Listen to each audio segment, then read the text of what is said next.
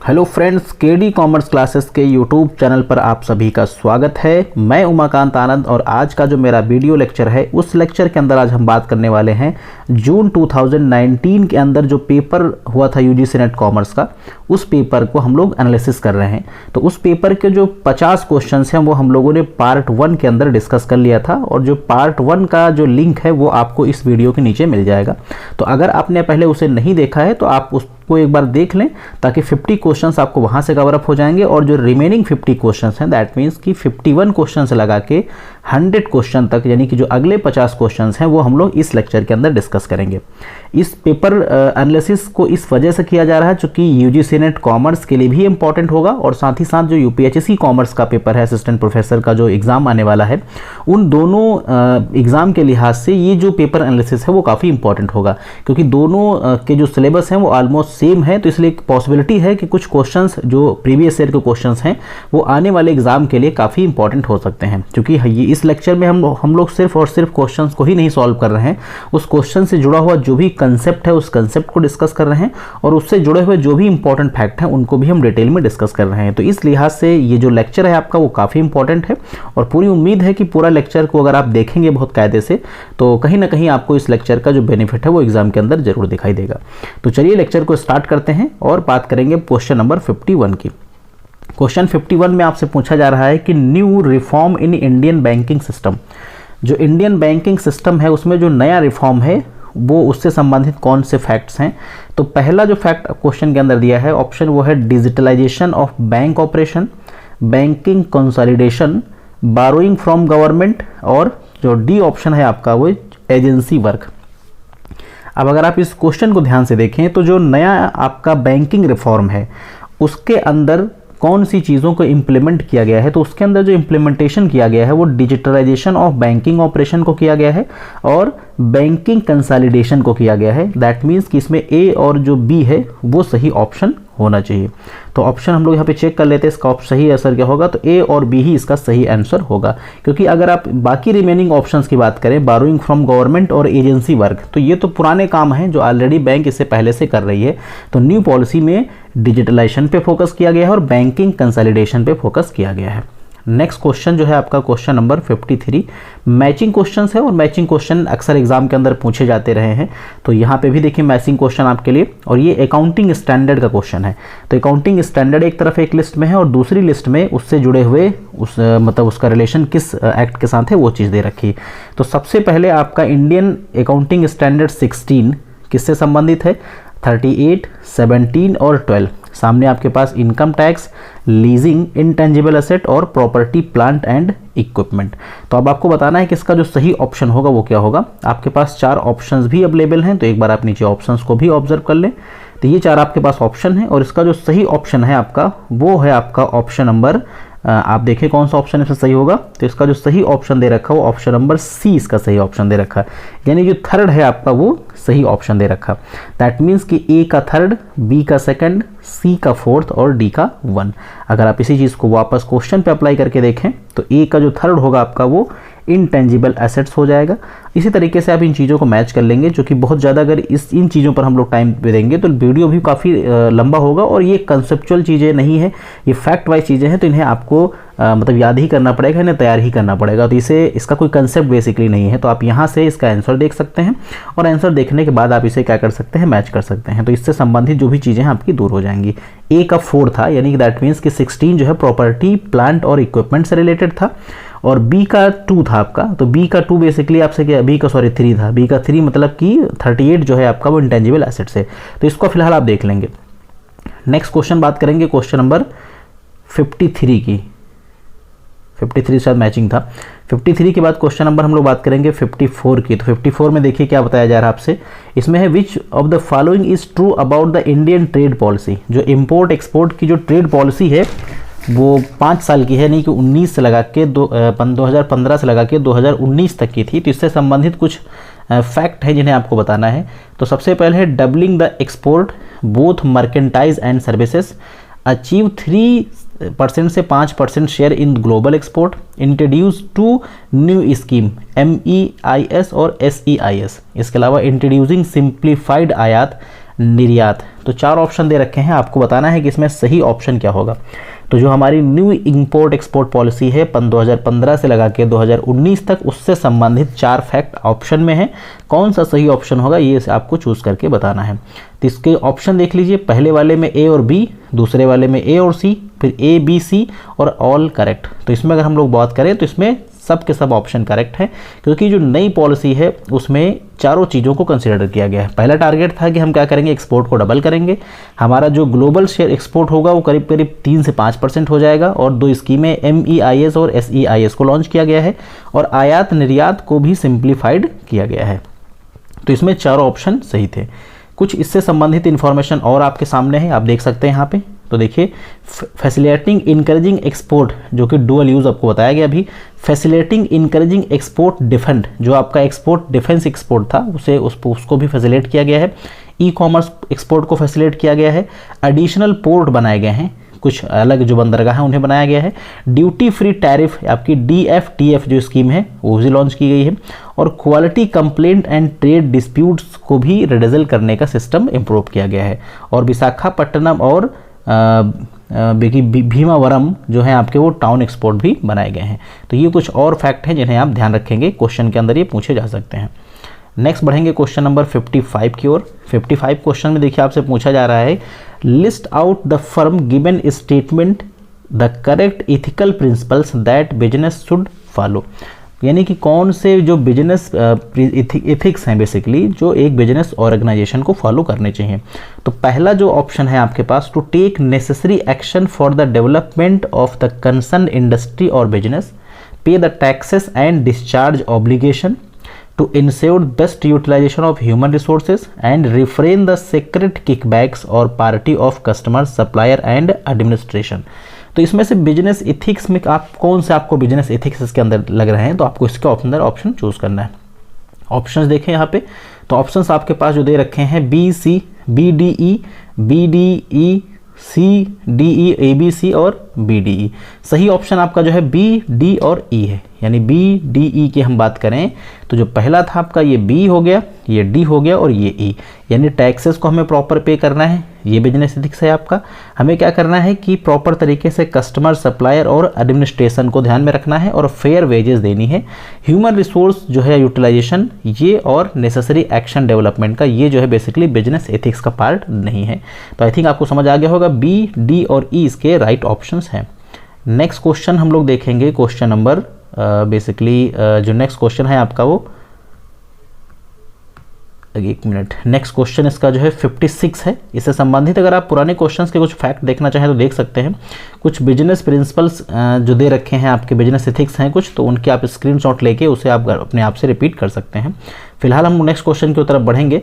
Next question आपका जो है बेसिकली वो किससे संबंधित है, वो आपका डिडक्शन से संबंधित है। क्वेश्चन नंबर 56 जिसमें डिडक्शंस दिए गए हैं। तो सबसे पहले अंडर 80 TTA, जो अंडर 80 TTA होता है उसकी बात करी जा रही है। आपको शायद जानकारी होगी अंडर सेक्शन 80 TTA किससे रिलेटेड है। Under section 80 CCD, under section 80 E और अंडर सेक्शन 80 EE। तो हम लोग क्या करेंगे, इसको देखिए मैच करेंगे यहाँ से, एक में थोड़ा स्क्रीन को ऊपर कर लिया जाए। तो अंडर सेक्शन 80 TTA जो होता है बेसिकली वो किससे संबंधित है, deduction in respect of interest on deposit in saving account. दूसरी बात हम लोग करेंगे अंडर सेक्शन 80 E की। तो अंडर सेक्शन 80 E जो है बेसिकली वो हायर एजुकेशन से संबंधित है, यानी कि deduction in respect of loan taken from the higher education. Under section 80EE की हम लोग अगर बात करें तो deduction in respect of interest taken for residential house property. और जो हमारा CCD है वो आपका कंट्रीब्यूशन जो हम लोग अंडर सेक्शन करते हैं नेशनल पेंशन फंड के अंदर, ये उसके लिए है। तो आपको शायद ये कंसेप्ट क्लियर हो गया होगा। और डिडक्शन से संबंधित क्वेश्चन एग्जाम में मोस्टली पूछे जाते हैं, इसलिए डिडक्शन वाले कंसेप्ट को बहुत बारीकी से आप तैयार कर लीजिएगा। नेक्स्ट क्वेश्चन की तरफ हम लोग बढ़ेंगे। नेक्स्ट क्वेश्चन आपका जो है क्वेश्चन 57, उसमें कहा गया है कि which of the following are not correct source of secondary data. तो सेकेंडरी डेटा के कौन से करेक्ट सोर्स नहीं है, तो सेकेंडरी डेटा की बात करी जा रही। इंटरव्यू प्राइमरी डेटा होता है, क्वेश्चनायर प्राइमरी डेटा होता है, ऑब्जर्वेशन प्राइमरी डेटा होता है। इसके अलावा आपके जो अनपब्लिश थेसिस और एनुअल रिपोर्ट हैं ये क्या है, सेकेंडरी डेटा है। तो आपसे कहा गया था not the source of secondary data, that means A, B और सी जो है वो सेकेंडरी डेटा के सोर्स नहीं है। तो इस हिसाब से अगर आप देखें तो क्वेश्चन नंबर जिसका ऑप्शन अगर आप देखें आपके पास तो नीचे ऑप्शन दे रखे होंगे, ऑप्शन में ए, बी, सी आपका प्रॉपर सही ऑप्शन हो जाएगा। अब हम लोग बात करेंगे यहाँ पे जो हमारे बेसिकली सेकेंडरी डेटा के सोर्स हैं उनके बारे में। तो कुछ पब्लिश सोर्स होते हैं सेकेंडरी के, कुछ अनपब्लिश्ड होते हैं। तो पब्लिश की अगर बात करें तो आर्टिकल ऑफ लोकल बॉडीज़ और जो सेंट्रल गवर्नमेंट, स्टेट गवर्नमेंट के जो आर्टिकल्स होते हैं वो बेसिकली पब्लिश डेटा होता है। आपकी स्टैटिकल सिनॉप्सिस हो गई, कुछ सेंसस के रिकॉर्ड्स हो गए या अदर जो रिकॉर्ड्स होते हैं गवर्नमेंट की, वो सब कैसे हैं, पब्लिश डेटा है। अनपब्लिश की अगर हम लोग बात करें तो अनपब्लिश में भी काफ़ी चीज़ें आती हैं। पब्लिश में कुछ और चीज़ें हैं जैसे कि पब्लिकेशन हो गए गवर्नमेंट के, रिपोर्ट्स हो गए आपके बेसिकली चैम्बर ऑफ कॉमर्स के, फाइनेंशियल इंस्टीट्यूशंस के, ट्रेड एसोसिएशन के। इसके अलावा मैगजीन, जर्नल, पीरियोडिकल्स, ये सारी चीज़ें क्या हैं, ये सब चीज़ें जो हैं पब्लिश डेटा है। इसके अतिरिक्त हमारे देश में जो CSO है, सेंट्रल स्टैटिस्टिकल ऑर्गेनाइजेशन, और NSSO है जो नेशनल स्टैटिस्टिकल ऑर्गेनाइजेशन, वो भी तमाम तरीके की रिपोर्ट जारी करते हैं। इसके अलावा जो रिसर्च स्कॉलर्स हो गए, आपके इकोनॉमिस्ट हो गए, उनका भी जो पब्लिश डेटा है वो सेकेंडरी के अंदर आता है।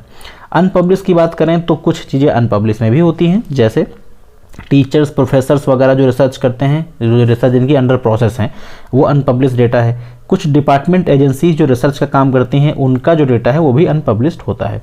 तो ये बेसिकली क्वेश्चन आपको शायद समझ आ गया होगा कि सोर्सेस ऑफ सेकेंडरी डेटा क्या होता है। नेक्स्ट क्वेश्चन आपके पास है 58। इसके अंदर पूछा गया है कि organisation structure that so unique combination of strategy, structure and management process. ध्यान से इस क्वेश्चन को देखिएगा। कहा गया वो ऑर्गेनाइजेशन स्ट्रक्चर जो कि यूनिक कॉम्बिनेशन है स्ट्रेटजीज का, स्ट्रक्चर का और मैनेजमेंट प्रोसेस का। तो इसका जो सही ऑप्शन होना चाहिए वो क्या होना चाहिए, पहला ऑप्शन है free from organisation, virtual organisation, network organisation और हॉरिजॉन्टल ऑर्गेनाइजेशन। तो ऐसी ऑर्गेनाइजेशन जहां स्ट्रक्चर और स्ट्रेटजी और मैनेजमेंट प्रोसेस होता है उसे हम बोलते हैं नेटवर्क ऑर्गेनाइजेशन। तो इसका सी ऑप्शन यानी ऑप्शन थर्ड इसका राइट ऑप्शन होगा। नेटवर्क ऑर्गेनाइजेशन के बारे में कुछ चीज़ें आप यहाँ देख सकते हैं। नेटवर्क ऑर्गेनाइजेशन बेसिकली क्या है, कलेक्शन ऑफ ऑटोनोमस फर्म है, यानी इसके अंदर कुछ फर्म जो होती हैं अपनी इच्छा से ऐड होती हैं and they behave as a single larger unit, यानी कि बहुत सारी फर्म मिलके एक साथ एक पार्टिकुलर नेटवर्क में काम करती हैं लेकिन वो रिप्रेजेंट करती हैं एक सिंगल लार्जर यूनिट को। अगर इसकी हम बात करें तो बेसिकली ये एक लीगली इंडिपेंडेंट एंटिटीज़ है, एक ऑर्गेनाइजेशन है, और आज के डेट में नेटवर्क ऑर्गेनाइजेशन काफ़ी तेज़ी के साथ ग्रो भी कर रही हैं। नेक्स्ट हम बात करेंगे क्वेश्चन 59 की। 59 में बात की जा रही है कि in case of specific goods is delivered state the sale is conducted. कहा गया कोई स्पेसिफिक गुड है जो कि डिलीवरेबल स्टेट पे है तो वो सेल कब कंडक्ट मानी जाएगी, when goods are delivered to buyer, when contract of sale is made by parties, when money is paid, when goods are delivered and money is paid. तो ये जो बात करी जा रही है वो किसकी है, ये कंसेप्ट है आपका कॉन्ट्रैक्ट ऑफ सेल की।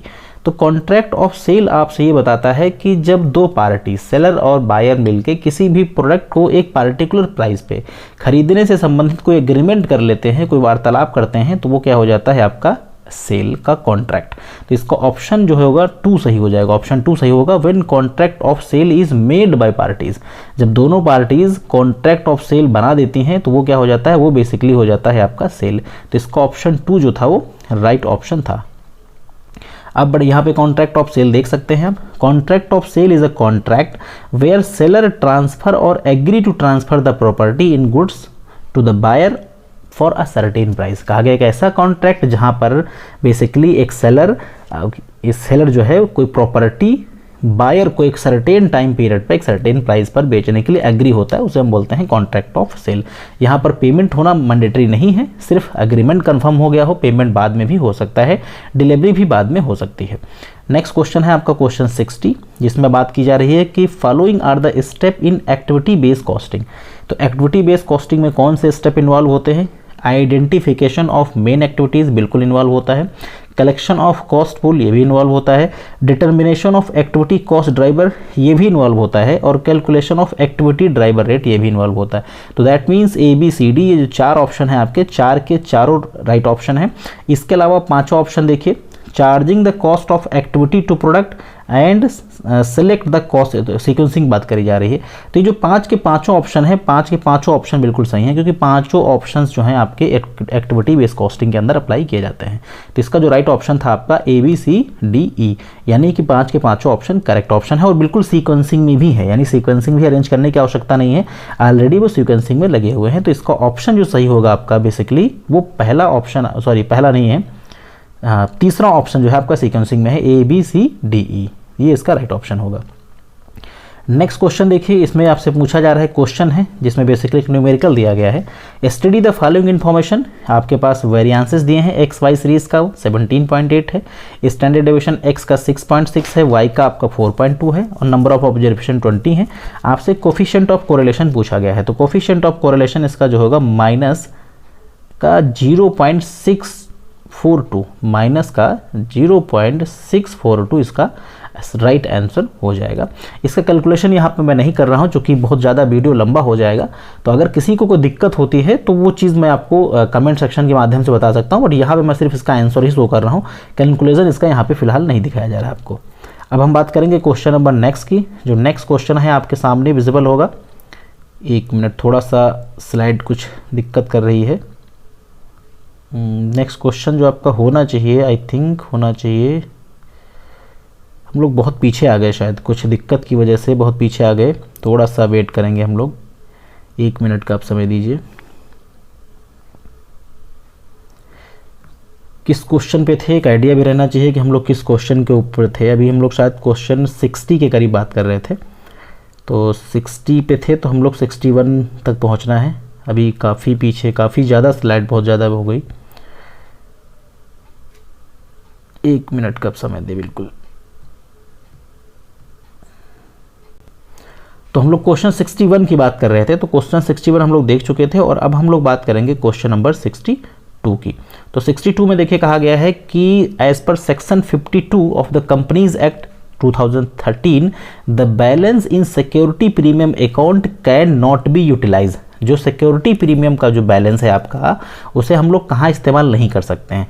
ऑप्शन आपके पास 4 हैं। पहला, payment of dividend, return of discount, issue of share, issue off fully paid bonus share and capital losses.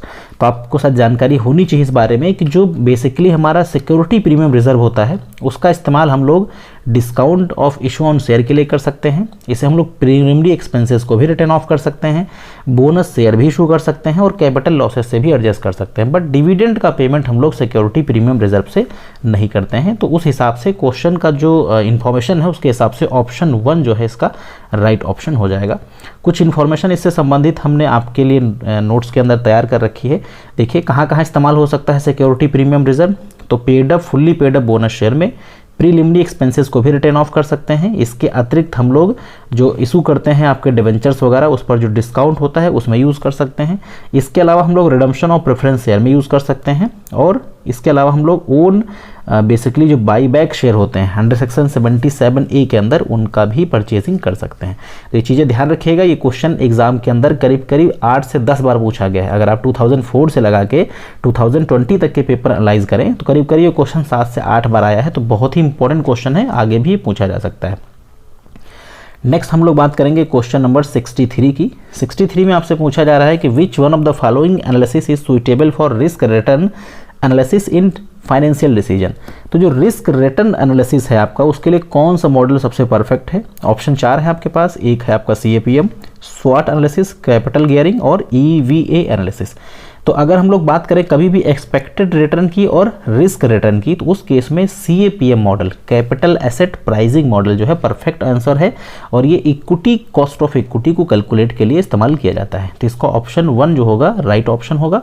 और इस कंसेप्ट को देख लें क्योंकि ये क्वेश्चन भी UGC का फेवरेट क्वेश्चन है, बहुत बार एग्जाम के अंदर पूछा गया है। तो जो CAPM मॉडल है बेसिकली ये क्या है, कॉस्ट ऑफ इक्विटी को कैलकुलेट करने के लिए यूज़ किया जाता है। ये एक्सपेक्टेड रिटर्न और बेसिकली जो आपकी रिस्क रिटर्न होती है उसे मतलब मिनिमाइज़ करने के लिए इस्तेमाल किया जाता है, उसे एनालाइज करने के लिए इस्तेमाल करते हैं। बेसिकली ये रिस्की सिक्योरिटीज़ और एक्सपेक्टेड रिटर्न का जो रिलेशनशिप है उसे बताता है। और इसका फार्मूला ध्यान रखिएगा क्योंकि ये फार्मूला भी इंपॉर्टेंट है। इसका फार्मूला होता है आपका RI, यानी कि जो बेसिकली आपका रिटर्न एक्सपेक्टेड रिटर्न है वो इक्वल्स टू RJ की हम लोग बात करें तो ये क्या है, risk free return plus beta. Beta जो है आप बीटा बेसिकली क्या है आपका इन्वेस्टमेंट है, इन्वेस्टमेंट का beta into RM minus RF। RM का मतलब यहाँ पर क्या है मार्केट रिटर्न और RF की बात हम लोग करें तो क्या था रिस्क फ्री रिटर्न। तो ये फार्मूला रटे रहिएगा, एग्जाम के अंदर पूछा गया है और आगे भी ये पूछा जा सकता है। नेक्स्ट क्वेश्चन 64 हम लोग देखेंगे। तो 64 क्वेश्चन आपके सामने जो है वो मैचिंग क्वेश्चन है और बेसिक क्वेश्चन है, आसानी से इसे सॉल्व किया जा सकता है। तो साइबर क्राइम किससे संबंधित है, इंफॉर्मेशन टेक्नोलॉजी से संबंधित है। केवियट इम्पेटर बेसिकली किससे संबंधित है, सेल्स ऑफ गुड्स एक्ट से। डिसऑनर ऑफ बिल ये निगोशिएबल इंस्ट्रूमेंट एक्ट है। और patent and copyright intellectual property right. तो चार के चारों ऑप्शन आपने आसानी से यहाँ पे मैच करा लिए। आपको इस क्वेश्चन का आंसर बताने में कोई दिक्कत नहीं आएगी। इसका ऑप्शन ऑप्शन नंबर जो आपका जो सही था फिलहाल वो ऑप्शन नंबर 3 इसका सही था। अब हम लोग बढ़ेंगे नेक्स्ट क्वेश्चन की ओर। क्वेश्चन नंबर 65 एक अगेन मैथमेटिकल क्वेश्चन है। इसमें पूछा गया है कि what is the probability that the sum of outcome on pair of dice is equal. कहा गया है कि एक डाइस का एक जोड़ा है जिससे उछाला गया है तो उसमें प्रोबेबिलिटी क्या होगी उसके आउटकम की, तो उसकी जो प्रोबेबिलिटी होगी वो हो जाएगी आपकी 5/36। इस क्वेश्चन को भी हम लोग यहाँ पे नहीं सॉल्व कर रहे हैं। अगर कोई दिक्कत होती है तो आपको कमेंट सेक्शन के माध्यम से बताया जाएगा। यहाँ पे सिर्फ और सिर्फ हम लोग थ्योरेटिकल क्वेश्चंस को ही डिस्कस कर रहे हैं ताकि वीडियो बहुत ज़्यादा बड़ा ना हो और आसानी से आपको चीज़ें समझ में आ जाएं। नेक्स्ट क्वेश्चन की तरफ बढ़ेंगे हम लोग। Question number 66। After the US dollar which of the following currency has the largest wages in determining the value of SDR। तो SDR में जो US डॉलर है उसके बाद किसका नंबर आता है, जापानीज़ येन की, चाइनीज़ येन, यूरो और ब्रिटिश पाउंड। तो चार करेंसीज हैं। नंबर 1 पे तो US का डॉलर है जो क्वेश्चन में ही बोल दिया गया। नंबर 2 पे कौन आता है आपको, तो इसका आंसर आपको बताना है। नंबर 2 पे जो आता है आपका बेसिकली यूरो आता है, यानी ऑप्शन 3 इसका सही होगा। यहाँ पे आप देख सकते हैं आपके सामने स्क्रीन पे एक नोट्स आपको दिख रहा होगा जिसमें एक सीक्वेंसिंग दी है। नंबर 1 पे US डॉलर, फिर यूरो, फिर चाइनीज़ RMB, जापानीज़ येन और पौंड जो है सबसे लास्ट में आता है। तो ध्यान रखिएगा नंबर 2 पूछा गया है, नंबर 3 पे है चाइना, तो चाइना का भी क्वेश्चन बन सकता है। नेक्स्ट क्वेश्चन नंबर 67 की बात करेंगे। 67 में कहा गया है कि एक कंपनी ने 2 लाख रुपए के प्रेफरेंस शेयर रिडीम करे हैं पर वैल्यू पे और बाद में फ्रेश इक्विटी 80,000 रुपये की इशू करी है 10% डिस्काउंट पे। तो कैपिटल रिडम्पशन रिजर्व में अमाउंट कितना जाएगा। ये सिंपल क्वेश्चन है, बहुत आसानी से इसे आप सॉल्व कर सकते हैं। 80,000 का अगर आप 10% निकालें डिस्काउंट तो हो जाएगा 8,000, यानी कि 80,000 से अगर आप 8 माइनस कर लें तो बचेगा कितना 72,000 और 2 लाख रुपए में से 72 माइनस कर दो तो 1,28,000 आपका आंसर बचेगा। तो ऑप्शन 3 इसका राइट ऑप्शन हो जाएगा। नेक्स्ट बात करेंगे क्वेश्चन 68 की। The social environment of the job affect people and is also affect bye them, not only management alone is the main proposition. आपसे क्वेश्चन के अंदर कहा गया है कि वो सोशल इन्वायरमेंट जहाँ पर एक पर्सन की जो जॉब है वो सिर्फ और सिर्फ मैनेजमेंट से ही प्रभावित नहीं होती, मैनेजमेंट के अलावा जो भी और लोग होते हैं ऑर्गेनाइजेशन में उन सबसे प्रभावित होती है। तो ये कौन सी और मतलब जो कंसेप्ट है वो किस चीज़ का है, contingency theory of organisation, system theory और क्लासिकल थ्योरी ऑफ ऑर्गेनाइजेशन और नियो क्लासिकल थ्योरी। तो ये जो कंसेप्ट है आपका वो neo classical theory of organisation का है। दैट मीन्स कि ऑप्शन 4 इसका राइट ऑप्शन हो जाएगा। अब हम लोग यहाँ पे देखिए नियो क्लासिकल थ्योरी को थोड़ा सा डिटेल में डिस्कस करेंगे। नियो क्लासिकल थ्योरी के बारे में कहा गया है कि इट इज़ बेसिकली जो फोकस करती है ये साइकोलॉजिकल और मैकेनिकल जो आपके वेरिएबल होते हैं ऑर्गेनाइजेशन फंक्शनिंग के उन पर फोकस करती है। और ये हॉर्डन एक्सपेरिमेंट जो है आपका जो कि प्रोफेसर जॉर्ज एल्टन मियो के द्वारा किया गया था वहाँ पर इससे बेसिकली ह्यूमन थ्योरी पर ही बेस्ड आपके बेसिकली था ये हॉर्डन एक्सपेरिमेंट, जिसमें ये बताया गया कि जो बेसिकली ह्यूमन्स है, ह्यूमन का बिहेवियर है वो बहुत मैटर करता है किसी भी चीज़ के प्रोडक्टिविटी में। तो सेम चीज़ यहाँ पे कहा जा रहा है। न्यू क्लासिकल थ्योरी यही कहती है कि किसी भी ऑर्गेनाइजेशन के अंदर जो मैनेजर्स होते हैं उनके अलावा ह्यूमन्स का भी, ह्यूमन की फंक्शनिंग का भी बहुत ही अहम रोल होता है।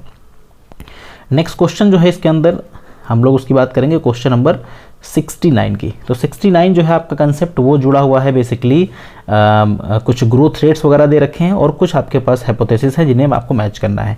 तो सबसे पहले अगर आप देखें तो इसमें सेल्स मैक्सिमाइजेशन, तो सेल्स मैक्सिमाइजेशन जो हाइपोथेसिस है वो बाउमल्स की हाइपोथेसिस है आपकी। इसके अलावा हम लोग बात करेंगे maximisation of firms growth rate, ये आपके मैरिस की थ्योरी है। इसके अलावा मैनेजरियल यूटिलिटी और सेटिस्फाइंग बिहेवियर। अब मान लो अगर आपको सिर्फ दो ही मालूम है तो आपको क्या करना है, डी का ऑप्शन ए चेक करना है। तो आपके पास ऑप्शंस होंगे और डी का आप ऑप्शन ए चेक करें तो पहला वाले के अंदर मिल जा रहा है, तो इसका मतलब है कि ऑप्शन फर्स्ट ही इसका राइट ऑप्शन हो जाएगा। तो अगर एक ऑप्शन भी पता है आपको तो आपके लिए क्वेश्चन कर पाना बहुत ही आसान हो जाएगा। सिर्फ आप एक या दो चीज़ों को मैच करा के क्वेश्चन को सही कर सकते हैं। तो इसका फर्स्ट ऑप्शन सही होगा, बाकी चीज़ें आप अपने आप से मैच करा लेंगे। अब हम लोग बढ़ जाएंगे नेक्स्ट क्वेश्चन की ओर। नेक्स्ट क्वेश्चन जो आपके पास दे रखा है, यहाँ पे कंसेप्ट इसके देख लीजिए एक बार, क्योंकि कंसेप्ट बहुत इंपॉर्टेंट है। सेल्स मैक्सिमाइजेशन थ्योरी है बेसिकली, किसने दी थी, अभी बताया गया आपको, बाउमल के द्वारा दी गई थी। कहा गया था कि sales maximisation rather than profit maximisation, यानी कि प्रोफेसर बाउमल का ये मानना था कि जो सेल्स मैक्सिमाइजेशन है वो बेसिकली ज़्यादा इंपॉर्टेंट है प्रॉफिट मैक्सिमाइजेशन से, कि एक बार अगर सेल बढ़ जाएगी आपकी तो प्रॉफिट ऑटोमेटिकली बढ़ जाएगा। तो हमारा बेसिक फोकस किस पे होना चाहिए, सेल्स मैक्सिमाइजेशन पे।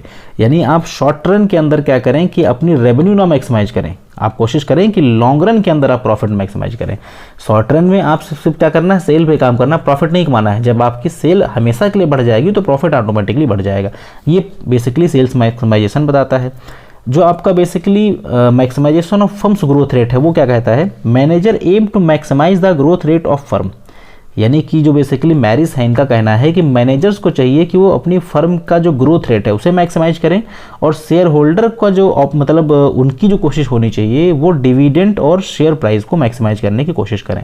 तो इनकी जो बेसिकली थ्योरी है वो लिंक है between the growth rate and share price of the firm. तो ये आई थिंक आपको कॉन्सेप्ट क्लियर हो गया होगा।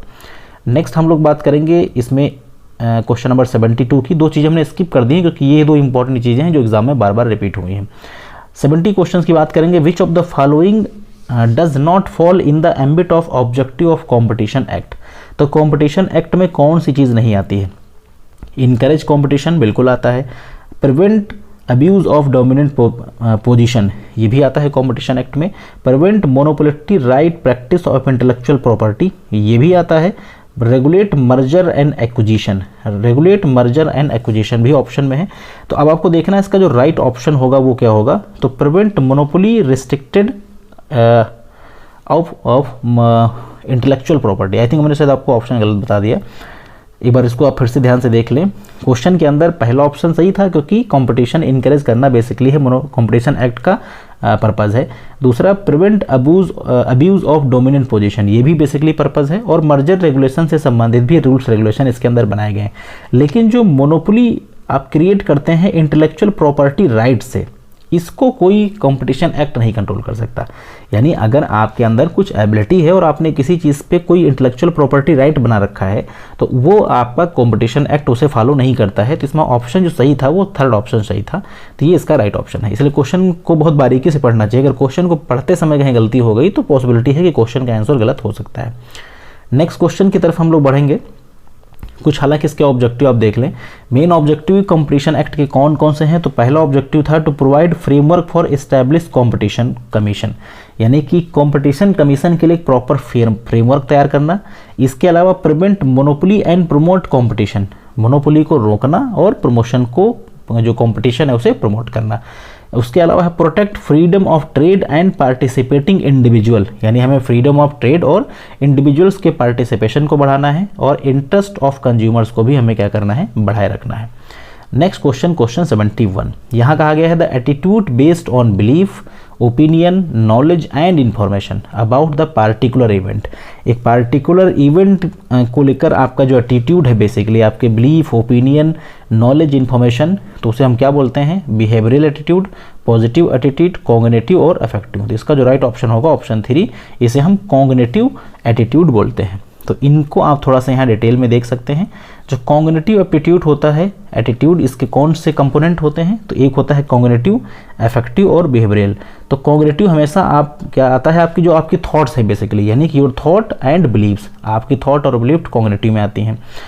और इफेक्टिव के अंदर आपके ऑब्जेक्ट, पर्सन और इशूज़, जो बेसिकली जो चीज़ें हैं जो आप जहाँ पे आप जो आपका पर्पज़ है, जो आप जिसके सामने आप अपनी इशूज़ रख रहे हैं, वो आप पे इफेक्टिव हो जाएगा। और बिहेवियर में आपका जो पर्सनल बिहेवियर होता है उससे संबंधित चीज़ें आती हैं। नेक्स्ट हम लोग बात करेंगे क्वेश्चन नंबर 72 की। यहाँ पे the channel alternative is not to be access on the basis of economic criteria, control criteria, adaptive criteria और अकुमुलेशन क्राइटेरिया।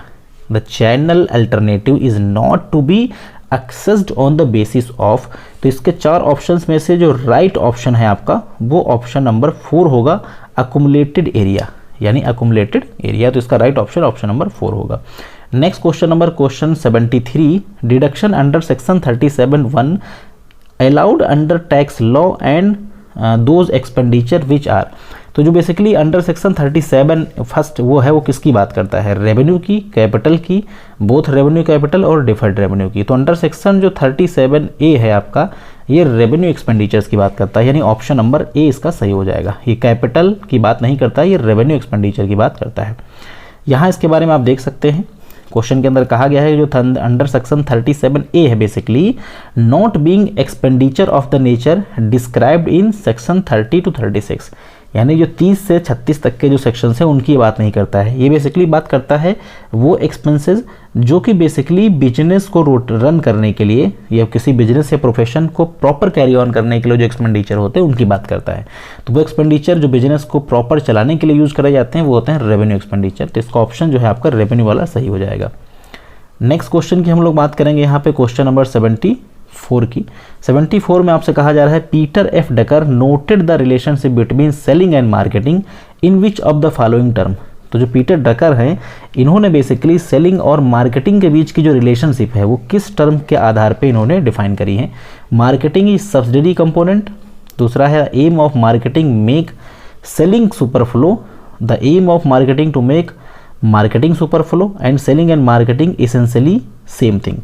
तो पहला ऑप्शन इसका बिल्कुल कट जाएगा, चौथा कट जाएगा। 2 ऑप्शंस को आपको वेरीफाई करना है। The aim of marketing is to make selling superfluous, the aim of selling is to make marketing superfluous. इन 2 में से एक ऑप्शन आपका कोई सही हो सकता है, क्योंकि सेलिंग मार्केटिंग जो है चौथे ऑप्शन के हिसाब से दोनों सेम है तो सेम तो नहीं होती हैं, और मार्केटिंग सेलिंग की सब्सिडी होती है, ये भी बिल्कुल गलत है। तो जो एम आपकी होनी चाहिए वो क्या होना चाहिए हम लोग यहाँ पे देखेंगे। इसका ऑप्शन जो सही है आपका the aim of marketing is to make selling superfluous, the aim of marketing is to make selling superfluous, that means कि ऑप्शन 2 जो इसका है वो राइट ऑप्शन हो जाएगा। तो आई थिंक आपको ये चीज़ क्लियर हो गई होगी, क्योंकि सेलिंग जो होता है नैरो कंसेप्ट होता है, सेलिंग मार्केटिंग को सुपरफ्लो नहीं बना सकता है, लेकिन मार्केटिंग सेलिंग को सुपरफ्लो बना सकती है। तो इसका 2 ऑप्शन राइट होगा। नेक्स्ट क्वेश्चन की हम लोग बात करेंगे यहाँ पे पीटर डकर का जो कंसेप्ट है उसमें थोड़ा सा देखिए इन्फॉर्मेशन दे रखी है। इन्होंने 1973 में एक मैनेजमेंट के बेसिकली प्रोफेसर हैं ये, इन्होंने इससे संबंधित एक स्टेटमेंट दिया था जिसमें इन्होंने कहा था कि marketing is to make selling superfluous, the aim of marketing to know and understand the customers need and want and after that try to satisfied their need and want. यानी इन्होंने कहा था मार्केटिंग की कोशिश क्या है कि वो कस्टमर की नीड एंड वांट को समझे और सेलिंग से वो नीड एंड वांट को क्या करे, सेटिस्फाइड करे। तो ये बेसिकली पीटर एफ डकर का कमेंट था। नेक्स्ट क्वेश्चन 75 फेरा फेमा से संबंधित क्वेश्चन है। यहाँ पे कहा गया है the Reserve Bank of India is an important regulatory and administration authority to execute FEMA provisions. Next है being monetary authority of custodian of foreign exchange Reserve Bank of India enjoy the perquisites expertise of FEMA administration. तो दोनों concept आपके जो हैं basically सही हैं और दोनों एक दूसरे को प्रॉपर एक्सप्लेन भी कर रहे हैं। तो इसका जो सही ऑप्शन होगा A and R both are correct and R is the correct explanation. तो दोनों सही हैं और जो रीजनिंग है आपको जो रीजन है वो असर्शन को प्रॉपरली एक्सप्लेन भी कर रहा है। तो इसका ऑप्शन जो होगा आपका वो हो जाएगा ऑप्शन A इसका right option. Next question 76 in which the following commodities does a consumer spend so much that negative income effect over them the positive substitute effect so that underlying demand curve positively sloped। Question के अंदर कहा गया कि जो demand curve है आपका, actually जो demand curve होता है वो इस शेप में होता है हमेशा, और ये पॉजिटिव स्लोप कब हो जाएगा? तो पॉजिटिव स्लोप डिमांड कर्व तभी हो सकता है जब लॉ ऑफ डिमांड जहाँ पे काम करना बंद कर दे। तो लॉ ऑफ डिमांड जहाँ पे नेगेटिव काम करता है वो हो जाता है आपका पॉजिटिव स्लोप। तो ऑप्शन के हिसाब से अगर आप देखें तो इन्फीरियर, सुपीरियर, गिफन और नॉर्मल गुड्स। तो गिफन गुड्स क्या है, एक्सेप्शन है लॉ ऑफ डिमांड का। इस केस में लॉ ऑफ डिमांड आपका जो है वो नेगेटिव स्लोप डाउनवर्ड की जगह क्या हो जाता है, पॉजिटिव स्लोप हो जाता है। तो आई थिंक ये चीज़ क्लियर होगी। 4 ऑप्शन थे, इन्फीरियर, सुपीरियर, गिफन और नॉर्मल। तो गिफन गुड्स इसका राइट ऑप्शन हो जाएगा, क्योंकि ये क्या है, एक्सेप्शन है लॉ ऑफ डिमांड का। गिफन गुड्स क्या होता है, गिफन गुड्स बेसिकली क्या होता है कि जब आप 2 प्रोडक्ट का कंजप्शन करते हैं और आपके पास लिमिटेड मनी है और दोनों प्रोडक्ट के रेट बढ़ जाते हैं, उस केस में क्या होता है कि दोनों के प्रोडक्ट रेट बढ़ जाते हैं, तो एज पर लॉ आपको दोनों प्रोडक्ट की क्वांटिटी कम परचेज करनी चाहिए, क्योंकि प्राइस बढ़ा है तो डिमांड घट जानी चाहिए। लेकिन यहाँ पे क्या होता है, इस केस में होता यह है कि एक प्रोडक्ट की डिमांड जो होती है वो बढ़ जाती है जो सुपीरियर प्रोडक्ट होता है, लेकिन जो इन्फीरियर प्रोडक्ट होता है जिसका रेट थोड़ा सा कम होता है, उसका रेट बढ़ने के बावजूद भी उसकी डिमांड जो है वो बढ़ जाती है। तो यहाँ पे क्या होता है कि जो आपका डिमांड कर्व होगा वो नेगेटिव की जगह पे क्या होता है, पॉजिटिव हो जाता है। आई थिंक इसका कंसेप्ट आपको क्लियर हो गया होगा। नेक्स्ट हम लोग बात करेंगे गिफन गुड्स के बाद क्वेश्चन नंबर 77 की। यहाँ पे general offer is accepted by. तो जनरल ऑफर कौन एक्सेप्ट करेगा, offerer himself, general public at large, anybody fulfilling the condition of offer and only the some specific people. तो जनरल ऑफर की बात करी गई है, तो जनरल ऑफर कोई भी व्यक्ति एक्सेप्ट कर सकता है बशर्ते कि उसकी कंडीशन को प्रॉपरली फुलफिल करता हो। ऑफर जिसके लिए है उसे कोई भी एक्सेप्ट कर सकता है, लेकिन उस ऑफर की सारी शर्तें जो पर्सन पूरा करेगा वही उसे एक्सेप्ट कर सकता है। तो ऑप्शन 3 इसका राइट ऑप्शन हो जाएगा। इससे संबंधित कुछ फैक्ट्स हैं आपके सामने। कहा गया है कि जो बेसिकली ऑफर होता है, जो जनरल ऑफर होता है, वो पब्लिक ऑफर होता है। पब्लिक के सामने किसी चीज़ को करने या ना करने से संबंधित एक ऑफर रखा जाता है।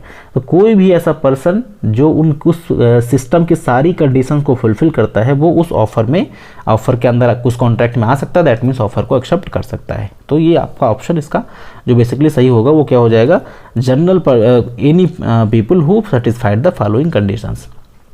नेक्स्ट क्वेश्चन जो आपका है 78, इसमें कहा गया है which of the following is an instance of non conventional dumping. Which of the following is an instance of non conventional dumping. 4 option है आपके पास, sporadic dumping, predatory dumping, reserve dumping और परसिस्टेंट डंपिंग। इसका जो सही option होगा वो क्या होगा, रिजर्व डंपिंग। डंपिंग का पूरा कंसेप्ट आपको यहाँ भी दिखाया जाएगा और इसके अलावा एक लेक्चर भी इस पर हमने आपको दिया है यूट्यूब के ऊपर।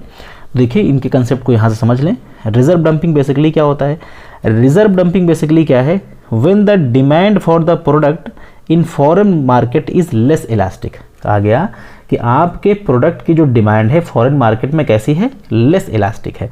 दैट मीन्स कि अगर आप अपने प्रोडक्ट के प्राइस को चेंज भी करें तो उसका डिमांड के ऊपर कोई इम्पैक्ट नहीं पड़ेगा।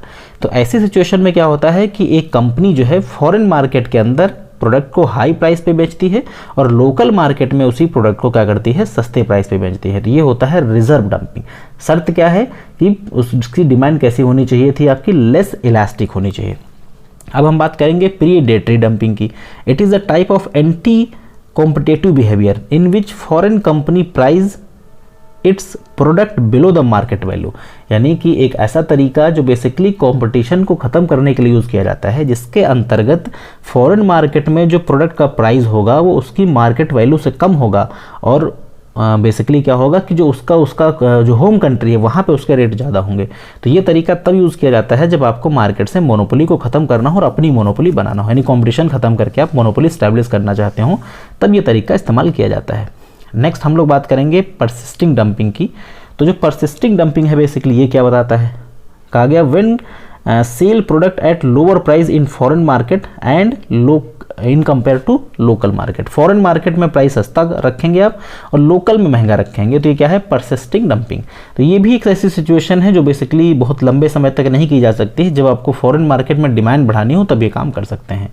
और लास्ट है आपका स्पोरेडिक जो डंपिंग है आपकी। इसके अंदर क्या होता है कि जो मैन्युफैक्चरर कंपनी होती है वो अपनी एक्सेस स्टॉक को क्या करते हैं, वेस्ट कर देते हैं, ताकि मार्केट के अंदर जो सिस्टम है वो मेंटेन रहे। क्योंकि जब ज़्यादा सप्लाई मार्केट में हो जाएगी तो रेट घट जाएगा, उससे क्या होगा, फ्यूचर के लिए आपके प्रोडक्ट की वैल्यू कम हो जाएगी। तो इसीलिए उस केस में क्या होता है कि अपने एक्स्ट्रा सप्लाई को, एक्सेस सप्लाई को डिस्ट्रॉय कर दिया जाता है। इसे हम लोग बोलते हैं sporadic dumping.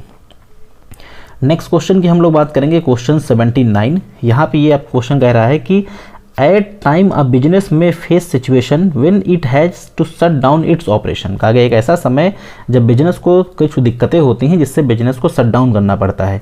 If revenue is less than its variable cost the operation should be close down in context to the above statement which one of code is correct. यानी इन संबंधित कौन सा कोड सही है। तो पहला ये कहता है कि अगर बिजनेस को कुछ ऐसी सिचुएशन देखनी पड़ रही हैं जो आपके लिए मतलब प्रतिकूल नहीं है, आपके प्रतिकूल है, अनुकूल नहीं है, उस केस में दूसरा स्टेटमेंट ये कह रहा है कि अगर आपकी जो रेवेन्यू है वो वेरिएबल कॉस्ट से कम हो तो ऑपरेशन बंद करना बेटर होता है। तो इसमें जो ऑप्शन आपका राइट ऑप्शन होना चाहिए वो होना चाहिए आपका कौन सा।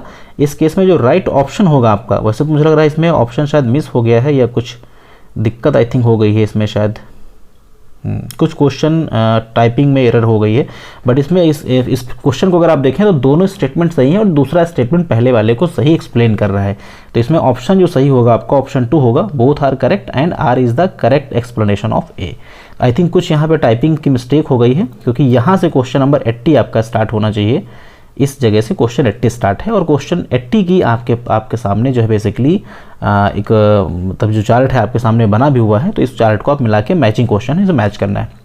चलिए खैर, रेंट थ्योरी ऑफ प्रॉफिट किसने दे रखी है? Rent theory of profit, innovation theory of profit, rent theory of profit, again आपके पास डायनेमिक थ्योरी ऑफ प्रॉफिट। तो रेंट थ्योरी शायद 2 बार गलती से टाइप हो गया है।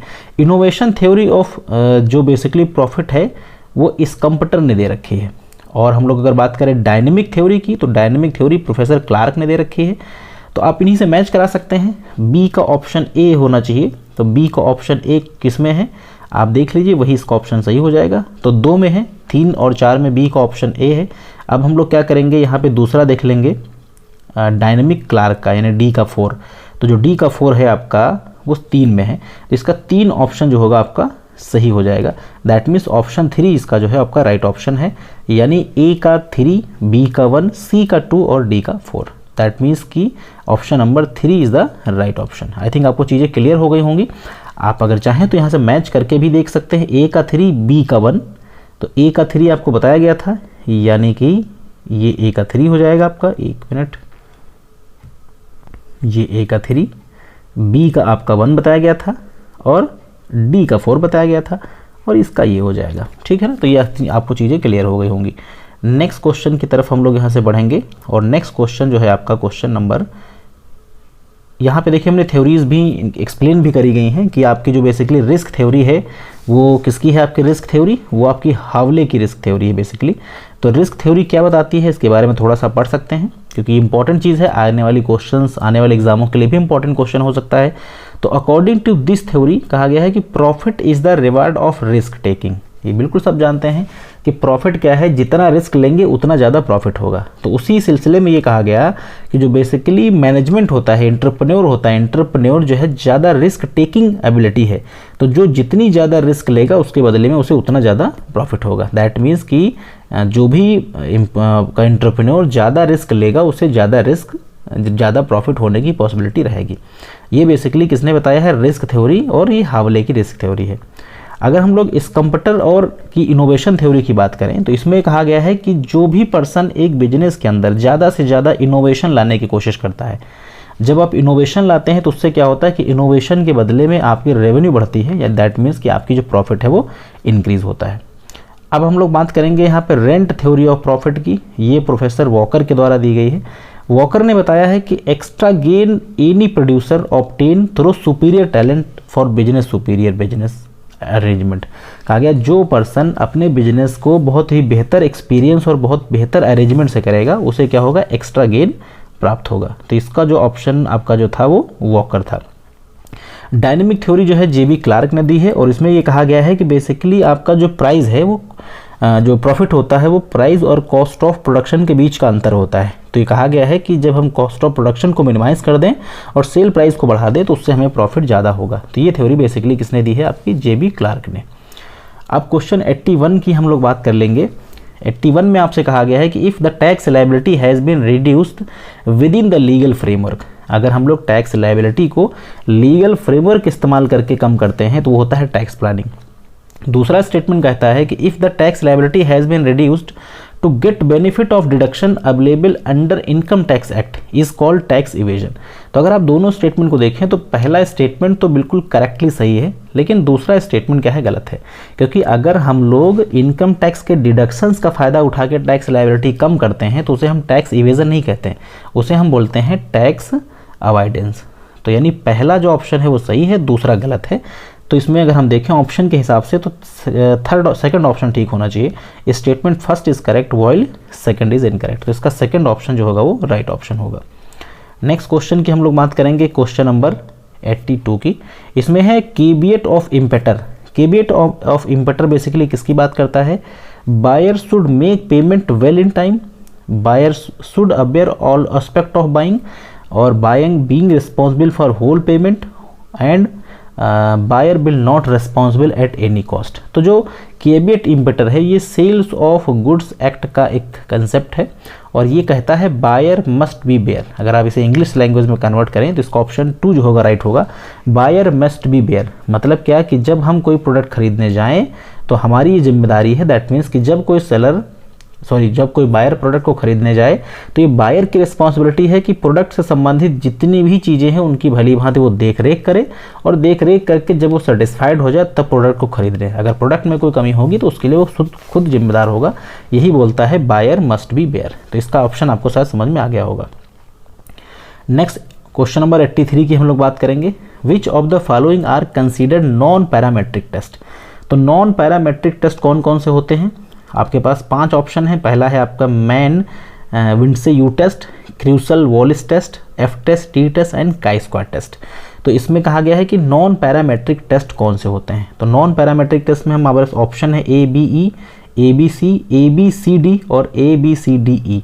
तो जो इसका ऑप्शन सही होना चाहिए वो होना चाहिए A B E. That means कि हम अगर बात करें यहाँ पे ए बी ई की तो पहला, दूसरा और लास्ट वाला।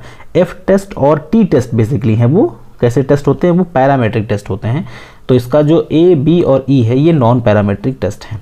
यहाँ पे अगर आप इसका थोड़ा नोट्स देखें तो नॉन पैरामेट्रिक टेस्ट के बारे में कहा क्या जा रहा है, non parametric test are the method of statistical analysis. क्या है, नॉन पैरामेट्रिक टेस्ट जो स्टैटिकल एनालिसिस के कुछ मेथड्स हैं that do not require distribution to meet required assumption. कहा गया कि ये इन्हें कंप्लीट करने के लिए किसी अजम्पशंस की रिक्वायरमेंट नहीं होती है, इसीलिए इसको हम लोग कुछ मामलों में बेसिकली अनडिपेंडेंट डिस्ट्रीब्यूशन टेस्ट भी बोलते हैं। तो कहा गया है कि they are some time refer to distributed free test. Distributed free test मतलब यहाँ किसी अजम्पशंस की बेसिकली आवश्यकता नहीं है। So non parametric test serve as alternative to parametric, यानी जो नॉन पैरामेट्रिक है वो पैरामेट्रिक टेस्ट के लिए क्या है कि अल्टरनेटिव प्रोवाइड करते हैं। ठीक है, जैसे कि एफ टेस्ट हो गया आपका, एनेवा हो गया। एक यहाँ पे आपको चार्ट मिल जाएगा जिससे दोनों चीज़ें क्लियर कर सकते हैं। नॉन पैराटेस्टिक में आपका जो बेसिकली आता है विटनी यू टेस्ट आता है, और आपका सिंगल रैंक टेस्ट आता है, क्रूसल टेस्ट आता है, काई स्क्वायर टेस्ट आता है।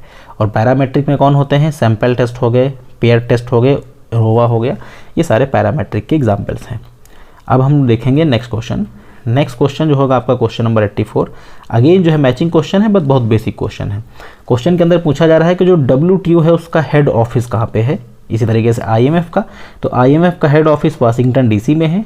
WTO का जो है आपका जिनेवा स्विट्जरलैंड के अंदर है, और बेसिकली जो FOA है उसका रोम के अंदर है, और EU का जो है आपका वो किसके अंदर है, बेरूसलम के अंदर। FOA का मतलब होता है फूड एसोसिएशन ऑर्गेनाइजेशन, और यूरोपियन यूनियन। ठीक है, तो इनका मैच आप शायद आपको समझ आ गया होगा। इससे संबंधित कुछ फैक्ट्स आप देख लीजिए यहाँ पे। FAO जो है आपका food and agriculture organisation of United Nations, इसका फुल फॉर्म है food and agriculture organisation of United Nation. ये बेसिकली क्यों बनाई गई है, ये बेसिकली इसलिए बनाई गई है कि पूरी दुनिया के अंदर जो हंगर की समस्या है, बेसिकली डिफीट हंगरी वाली जो प्रॉब्लम है पूरी दुनिया के अंदर, और फूड सिक्योरिटी, उसको ये बेसिकली बढ़ावा देने के लिए ये संस्था 1945 के अंदर बनाई गई थी। और इसका जो हेडक्वार्टर है बेसिकली पहले वाशिंगटन DC के अंदर था, लेकिन करंट टाइम में इसे 1991 में इसे शिफ्ट कर दिया गया था रोम इटली के अंदर। तो FOA का जो हेडक्वार्टर है वो कहाँ है, रोम इटली के अंदर। अब हम बात करेंगे यूरोपियन यूनियन की। तो यूरोपियन यूनियन क्या है, एक बेसिकली यूनाइटेड नेशंस की पॉलिटिकल और इकोनॉमिक यूनियन है जिसमें 27 मेंबर्स हैं, और उस 27 मेंबर का बेसिकली मतलब क्या है कि उन्होंने कुछ लेजिस्लेटिव और ज्यूरिडिकल इंस्टीट्यूशन से संबंधित कुछ लॉज बना रखे हैं कि आपस में इन 27 देशों में अगर कोई विवाद होगा, कोई फॉरेन अफेयर्स होगा, कोई फॉरेन मामला होगा, तो उसे एग्रीमेंट के आधार पे आसानी से सॉल्व मतलब सही कर सकते हैं। और इसका हेड ऑफिस आपका जो है वेरूसलम के अंदर इसका हेड ऑफिस है। नेक्स्ट क्वेश्चन की हम लोग बात करेंगे, क्वेश्चन नंबर 85 क्वेश्चन जो है बेसिकली वो आपका हाउस रेंट अलाउंस से संबंधित है, सॉरी हाउस रेंट प्रॉपर्टी से संबंधित है। Which of the following information for a house property, municipal value दे रखा है, फेयर रेंट है, स्टैंडर्ड रेंट है और एक्चुअल रेंट है। आपको निकालना है इसके अंदर क्या है, gross annual value GAV calculate करना है। तो जो GAV का फार्मूला होता है वो फार्मूला क्या होता है, पहले MB and FR which ever is greater. तो MB और FR में हम कंपेयर करेंगे तो 4.5 और 4 में ग्रेटर कौन है, 4.5 लाख रुपए।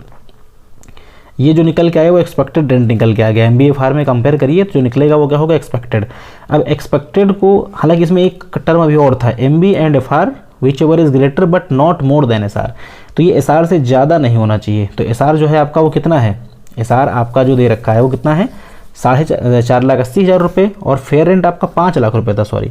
तो ये कितना निकलेगा, 5 निकलेगा। 5 को जब 480 से कंपेयर करोगे तो कितना निकलेगा, 480। यानी अभी एक्सपेक्टेड रेंट 480 निकला। अब एक्सपेक्टेड को क्या करो, एक्चुअल रेंट से कंपेयर करो। तो एक्सपेक्टेड 480, एक्चुअल 420, तो दोनों में ज़्यादा कौन है, 480। तो ऑप्शन कौन सा, 480 ही इसका सही ऑप्शन हो जाएगा। आई थिंक क्लियर हो गया होगा। एक बार दोबारा रिपीट कर देते हैं।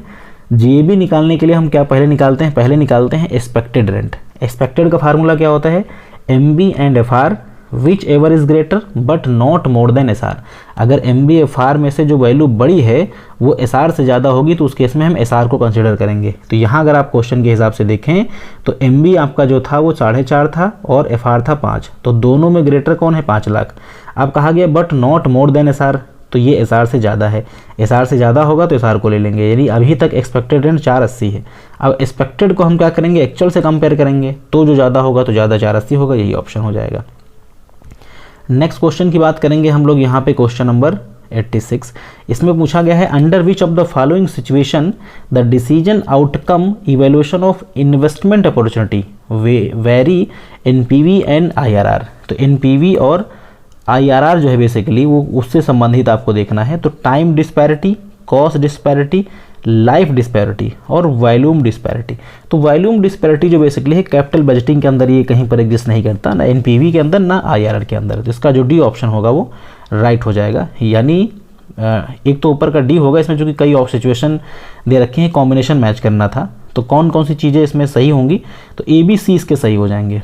ABC इसलिए सही हो जाएंगे क्योंकि वॉल्यूम जो है ये वाला तो कंसेप्ट नहीं है, तो इसमें ABC जो है बेसिकली ये कंसेप्ट से संबंधित चीज़ें थी।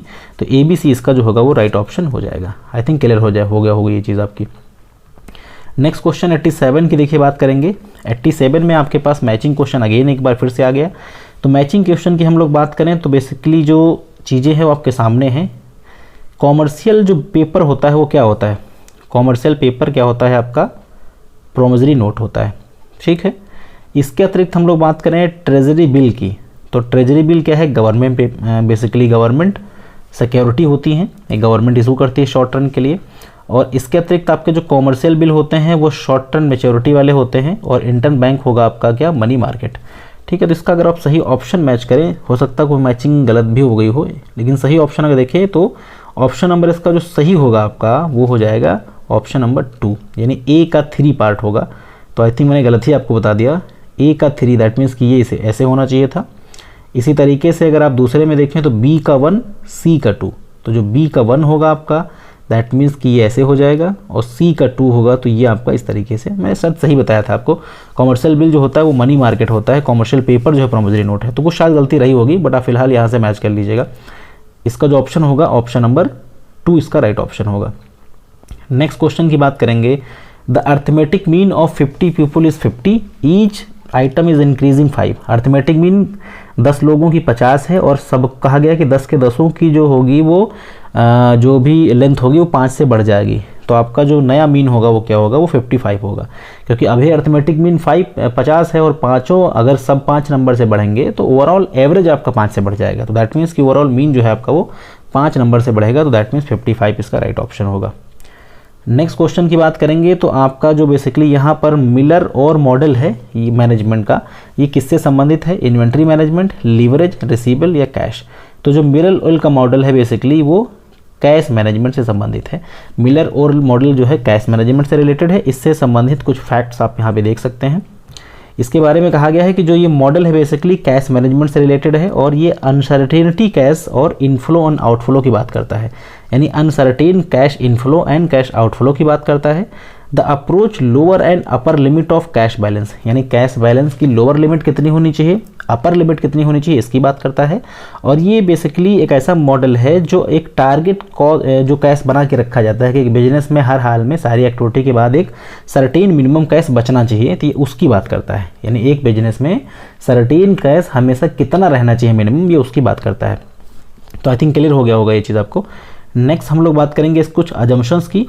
तो इसकी जो अजम्पशंस होती हैं वो ये होती हैं कि the cash inflow and cash outflow are sophisticated. कहा गया कि जो कैश इनफ्लो है, कैश आउटफ्लो है, वो कैसा होना चाहिए? स्टोसिस होना चाहिए। दैट मीन्स कि रेगुलर होना चाहिए, डे टू डे आपको कैश मिलता रहना चाहिए। साथ ये भी कहा गया है कि डे टू डे आपके रिसिप्ट और पेमेंट हो। जब डे टू डे रिसिप्ट होंगे, पेमेंट होंगे, तभी कैश आपका रेगुलर मेंटेन होगा। Daily cash balance is normally distributed. कहा गया कि जो डेली कैश बैलेंस है वो आपका नॉर्मली डिस्ट्रीब्यूटेड हो। और ये भी कहा गया है कि अगर आपके पास आइडल कैश होगा, यानी आपके पास फालतू पैसा होगा, तो उसे हम क्या करेंगे? इन्वेस्ट कर देंगे। There is a transaction fees when market securities are brought and sold.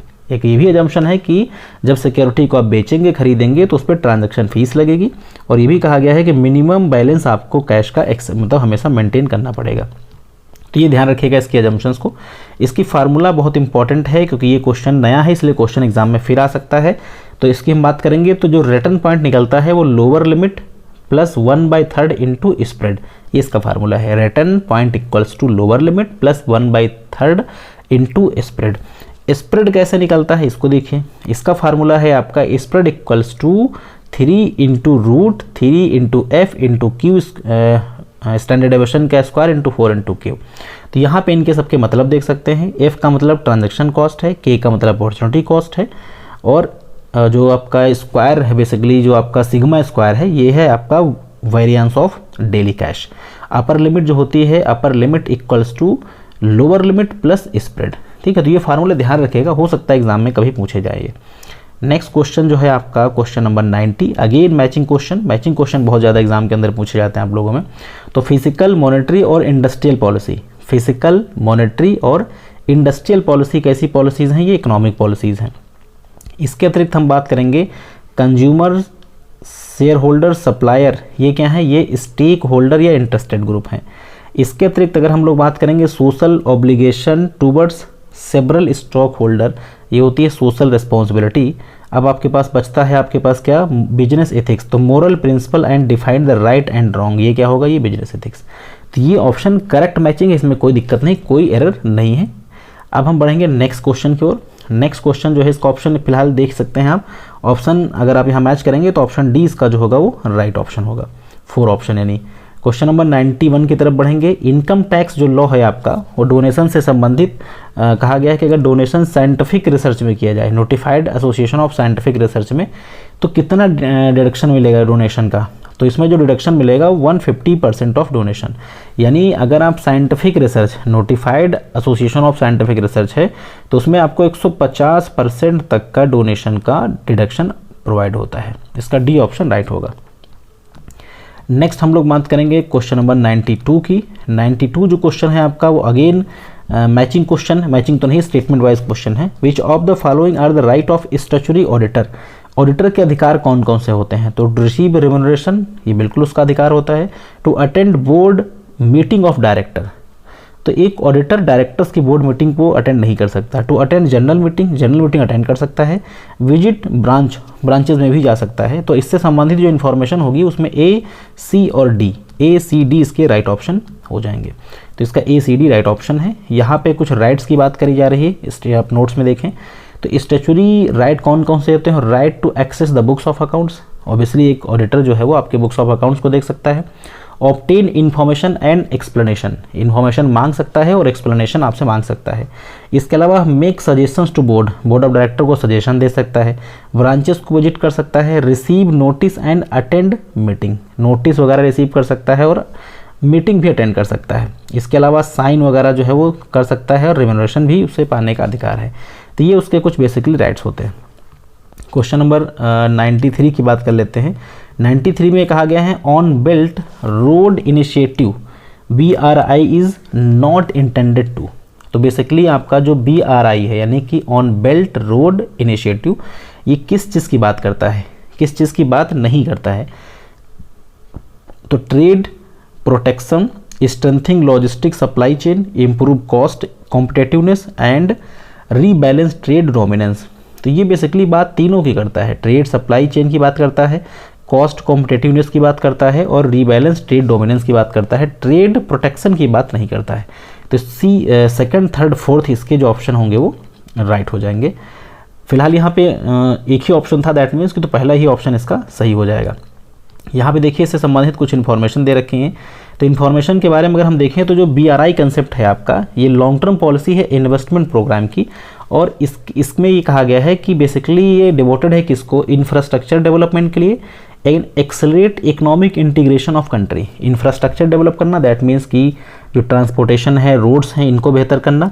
इसके अलावा जो बेसिकली रूट हैं जिनके माध्यम से बिजनेस होता है उन्हें क्या करना, स्ट्रेंथन करना। इसकी स्टार्टिंग सन 2013 में सबसे पहले चाइना के अंदर जो वहाँ के बेसिकली प्रेसिडेंट हैं जिनपिंग, उनके द्वारा स्टार्ट की गई थी और ये बाद में जाके पूरी दुनिया के अंदर ये चीज़ें जो हैं वो पॉपुलर हुई हैं। इसके अतिरिक्त हम लोग बात करेंगे ट्रेड प्रोटेक्शन की। तो ट्रेड प्रोटेक्शन जो है एक ऐसा तरीका होता है जिसमें हम क्या करते हैं कि बेसिकली इंपोर्ट पे क्या करते हैं, लिमिट लगाते हैं और एक्सपोर्ट को हम प्रमोट करते हैं। तो इंपोर्ट पर लिमिट लगाने के लिए हम लोग क्या करते हैं, कुछ टैरिफ वगैरह इम्पोज करते हैं जिससे इंपोर्ट को हम कम करेंगे और एक्सपोर्ट को बढ़ावा देने की कोशिश करेंगे। उससे हमारा क्या होगा, ट्रेड आपका प्रोटेक्ट रहेगा। क्वेश्चन 94 आपसे पूछ रहा है कि for a very long population the ratio between SE is 8.40 the sample size. तो इस केस में सैंपल साइज जो होगा आपका वो क्या होगा, 5 हो जाएगा, क्योंकि लार्ज पॉपुलेशन के लिए बेसिकली जो रेशियो होता है आपका वो 5 ही माना जाता है। इसका फर्स्ट ऑप्शन जो होगा वो राइट हो जाएगा। आई थिंक यहाँ पे ऑप्शन 25 दे रखा है, क्वेश्चन नंबर में ऑप्शन जो दे रखा है वो 25 दे रखा है, बट एक बार इसको चेक कर लेते हैं।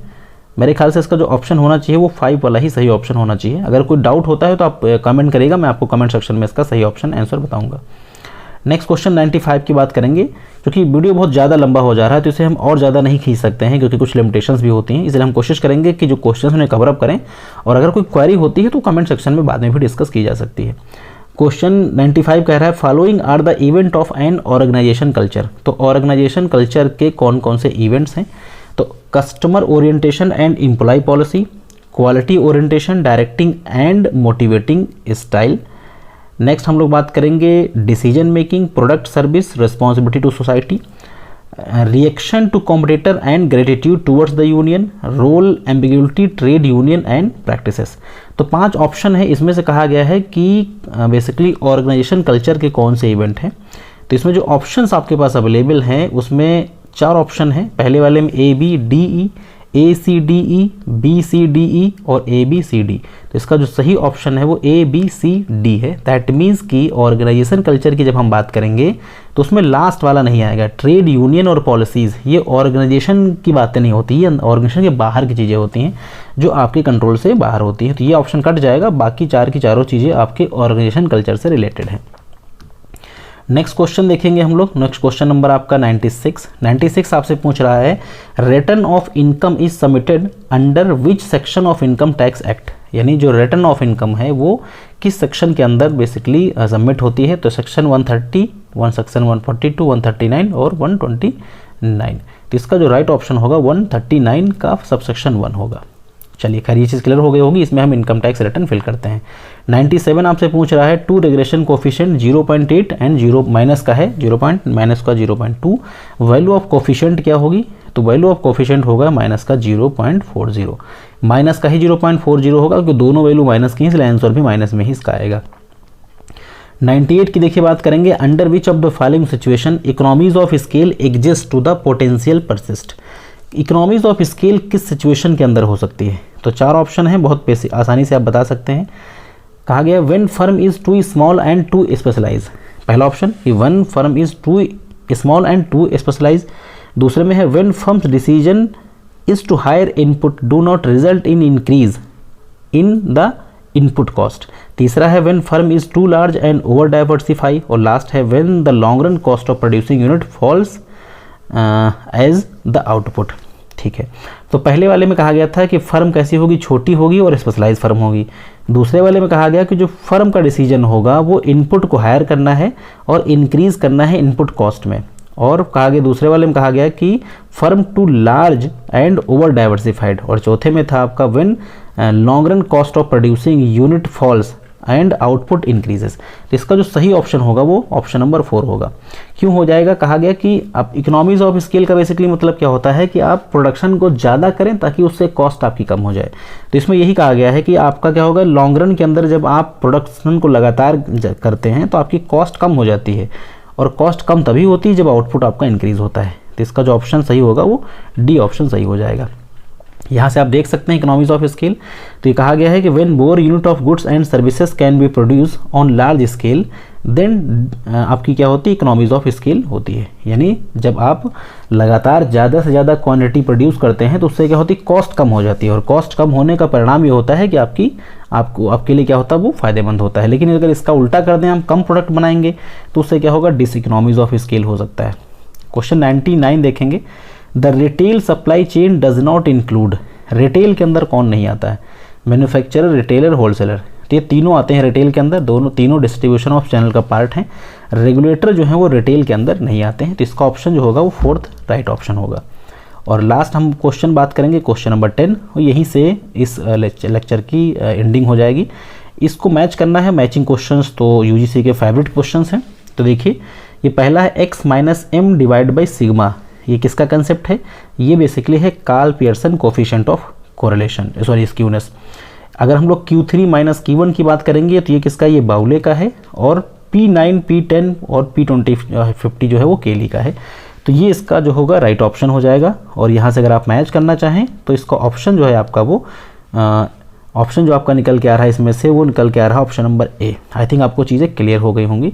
तो ये फिलहाल इस लेक्चर का आखिरी क्वेश्चन था। तो इस लेक्चर के इस क्वेश्चन के साथ ही जून 2019 का जो पेपर है वो आपका पूरा सॉल्व हो जाता है। इससे संबंधित जो भी आपके क्वेश्चन हैं उन्हें आप कमेंट सेक्शन के अंदर पूछेंगे तो पूरी कोशिश की जाएगी कि उनका आपको सोल्यूशन दिया जाएगा। क्योंकि कुछ ऐसे क्वेश्चंस हैं जिनका आंसर जो डाउटफुल था, चूँकि बोर्ड्स के द्वारा भी, जो यूजीसी के द्वारा भी कुछ क्वेश्चंस को डाउटफुल किया जाता है लास्ट में, तो उस तरीके से कुछ क्वेश्चंस के आंसर इधर उधर हो सकते हैं। बाकी करीब करीब सारे क्वेश्चंस आपको डिटेल के साथ बताए गए और उम्मीद है कि आप लेक्चर पूरा आपके लिए इन्फॉर्मेटिव रहा होगा। तो कोई डाउट होगा तो आप मेक श्योर पूछेगा, और किसी तरीके से की कोई और क्वेरी होती है तो वो भी आप कमेंट सेक्शन के अंदर दे सकते हैं। So thanks for watching this video, have a nice day.